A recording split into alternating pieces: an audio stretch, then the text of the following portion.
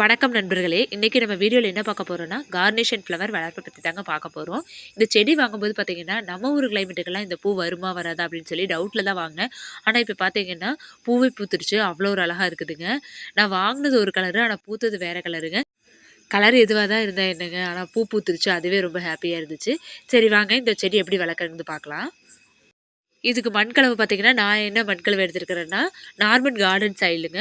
அப்புறம் மாட்டு சாணம், அப்புறம் பார்த்தீங்கன்னா கொக்கோ பீட்னா தேங்காய் நார் கழிவு. தேங்காய் நார் கழிவு வந்து கண்டிப்பாக சேர்த்துக்குங்க. மண்கலவை ரெடி பண்ணிவிட்டு அதை பாட்டில் வச்சுட்டேங்க.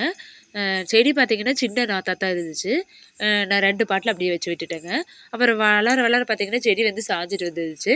அதனால் அது சப்போர்ட்டுக்காக வந்து இந்த குச்சி வச்சு விட்டுருந்தேங்க. இல்லைன்னா கீழே சாஞ்சு பூ உடஞ்சிருமேன்னு சொல்லிட்டு இப்படி வச்சு கட்டி விட்டுருக்குறேங்க. அப்புறம் இது எந்த இடத்துல வைக்கலான்னு சொல்லி பார்த்தீங்கன்னா, வெயில் இருக்கணுமா, வெயில் இருக்கக்கூடாது அப்படின்னு பார்த்தீங்கன்னா, வெயில் வந்து கொஞ்சமா இருக்கலாம். ரொம்ப அதிகமான வெயில்ல வைக்க வேண்டாம். தண்ணி எப்படி ஊற்றணும்னு பார்த்தீங்கன்னா, ஈரப்பதம் இருந்துக்கிட்டே இருக்கணுங்க. அதுக்காக வந்து நெறைய தண்ணி ஊத்திறக்கூடாது. தண்ணி தேங்கிருச்சுன்னா, இப்போ ஸ்டெம்மு பாருங்க குட்டியா தான் இருக்குது. செடி வந்து அழுகிரும். அதனால ஈரப்பதம் இருக்கணும். ஆனா அதிகமான தண்ணி வந்து நம்ம ஊத்திறக்கூடாது. எங்கிட்ட இருக்கிற 2 செடியிலுமே பூ வந்துருச்சுங்க. இங்க பாருங்க, ஒண்ணுல பூ வந்து விரிஞ்சிருச்சு. இன்னொன்னு வந்து பாதி விரிஞ்சிருக்குதுங்க. இப்ப இந்த பாட்டுல பாருங்க, இப்ப பூ பூத்திருக்குது.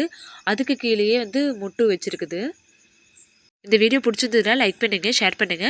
அப்படியே சத்யஸ் கண்ணன் குக்கிங் சேனலை சப்ஸ்கிரைப் பண்ணி வச்சுக்கோங்க. தேங்க்ஸ் ஃபார் வாட்சிங்.